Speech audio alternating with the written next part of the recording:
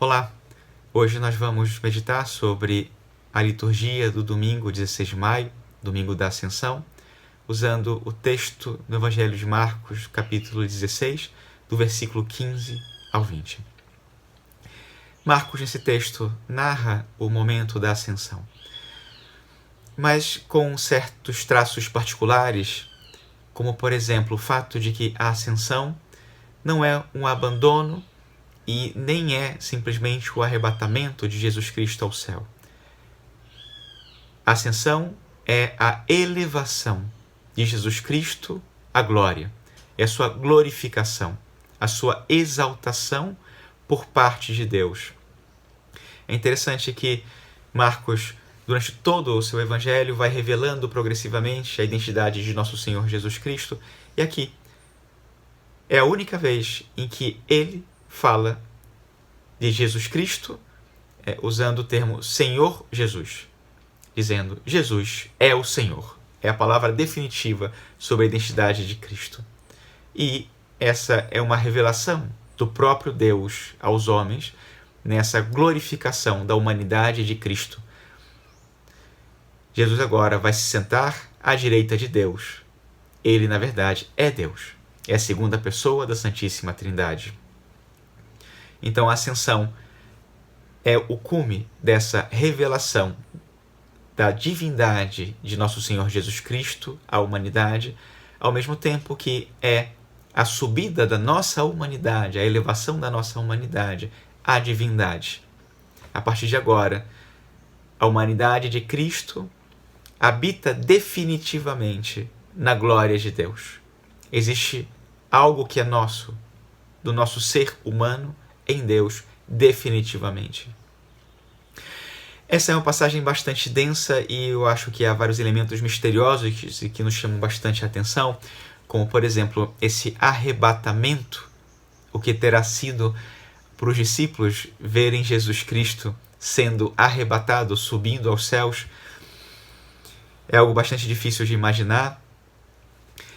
E para Marcos, esse arrebatamento, ele usa o verbo que corresponde no português a elevação. Jesus foi elevado. Então, mais do que algo que Jesus fez, é Deus que o eleva e o coloca à sua direita. É um ato divino. É interessante porque, inclusive, na voz passiva do verbo, dessa maneira Marcos não tem que usar o nome de Deus, mas deixa claro que se refere a uma ação divina. Depois, a ascensão também aparece intimamente ligada à missão dos discípulos. Jesus, ao vir ao mundo, ao se encarnar, recebeu uma missão de parte do Pai, e agora que volta para o Pai, ele delega essa missão, ele confia essa mesma missão, que é a sua missão, aos discípulos. A partir de agora, são eles que devem partir e pregar o Evangelho a toda criatura. E Marcos também fala nesse ponto sobre a colaboração do Senhor com os discípulos. Jesus não abandona os discípulos na missão. Ele os acompanha e fala dos vários sinais e fala de Deus que permanece com eles para então, a partir de agora, aqui começa a missão da igreja, aqui começa a era do Espírito Santo atuando através da igreja. Então, é na igreja, corpo místico de Cristo, que Jesus realiza a sua missão e, através dela, revela ao mundo a sua mensagem e estende o seu reino. E depois, nos chama bastante a atenção esses sinais, por seu caráter extraordinário, que são sinais que vão acompanhar todos aqueles que crerem.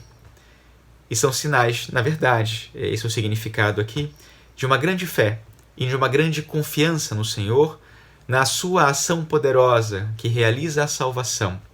É uma ação extraordinária e, por isso, requer sinais extraordinários.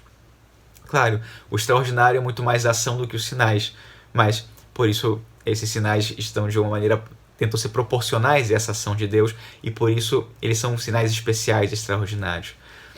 Aqueles que se encontraram com o ressuscitado e que receberam, ou que vão receber o Espírito Santo, eles têm de Deus esse poder para realizar essa missão e, por isso, esses sinais acompanham a esses fatos, esses atos dos apóstolos. Eles são, na verdade, sinais, esses sinais são sinais da presença do Todo-Poderoso e são sinais da misericórdia de Deus que atua no mundo. Cristo quer que a sua salvação chegue ao mundo inteiro e, a partir de agora, Ele o fará através dos seus discípulos que participam da sua missão. E, para terminar, nós podemos dizer que não é só na missão que os discípulos vão experimentar uma nova maneira de se relacionar com o nosso Senhor. É na sua própria vida, e é especialmente dentro da sua alma e dentro do seu coração, e em cada momento. Deus, a partir de agora, tem um coração humano que habita a eternidade e que está com Ele para sempre. Ele conhece a nossa experiência humana, conhece as nossas dores, os nossos sentimentos, as nossas alegrias. Ele sabe o que nos faz felizes como homens, como seres humanos. Não é necessário que nós até digamos ao Senhor o que nós sentimos, e não é aceitável mais que nós pensemos que o Senhor não nos entende. Ele tem um coração humano. Ele sabe o que nós passamos. O nosso coração está nele. A nossa humanidade está nos céus junto com Ele.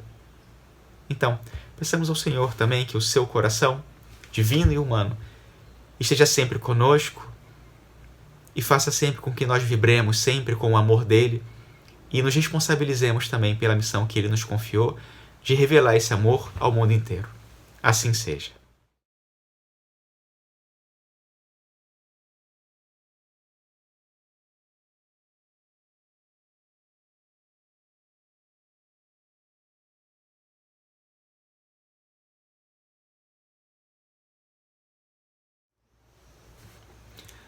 Porque Jesus Cristo enviou seus discípulos em missão e não deu Ele mesmo a oportunidade de que as pessoas recebessem sua mensagem diretamente dele. No fundo, é um mistério. Deus tinha muitas maneiras de salvar a humanidade e escolheu fazê-lo através da encarnação. Deus tinha muitas maneiras de revelar seu amor ao mundo e o quis fazer através do Espírito Santo. O fato é que Deus faz tudo por amor. E para Deus não é suficiente que o ser humano seja destinatário desse amor. Deus quer que nós sejamos partícipes. Tenhamos nós mesmos a experiência do amor dele e a comuniquemos com os seus instrumentos. Por isso, depois de enviar seu Filho ao mundo, através dele comunica seu amor ao mundo, depois manda o Espírito Santo, e esse Espírito Santo, que é seu amor eterno, habita verdadeiramente em nós, está em nós. Assim como estava no Filho, o Espírito Santo está em nós, e é Ele que nos torna capazes de testemunhar o reino, a mensagem de Cristo, a fé, e, portanto, produzir o mesmo efeito que produziu através de Jesus Cristo, levando as pessoas à fé e à salvação. Não porque nós temos a capacidade de fazê-lo, mas porque Deus, a graça dele em nós, pode levar os homens à salvação. A segunda reflexão é: normalmente não vemos os sinais descritos por Cristo quando nós comunicamos o reino, quando nós anunciamos o Evangelho, como nós vemos aqui, que ele disse que aconteceria no Evangelho de Marcos, né? Esse também é um mistério. Nós talvez preferíssemos que a mensagem fosse acompanhada por sinais espetaculares para convencer as pessoas da autenticidade da fé. Mas, nos nossos tempos, o que nós percebemos é que esses sinais são muito discretos e a mensagem se dá de uma maneira muito simples no dia a dia. Mas não é a simplicidade que faz com que a mensagem seja menos autêntica, pelo contrário. Porque o amor é simples. Então, esse amor de Deus em nós, que o Espírito Santo nos concede, é o que vai dar força ao anúncio e produzir os sinais que vão convencer ao mundo da sua verdade. E um sinal muito especial é a caridade. Também podemos falar da alegria, que quando as pessoas percebem em nós, se convencem de que aí há algo especial e, por graça de Deus, podem se convencer também da fé e aceitar Jesus Cristo nas suas vidas, como Salvador.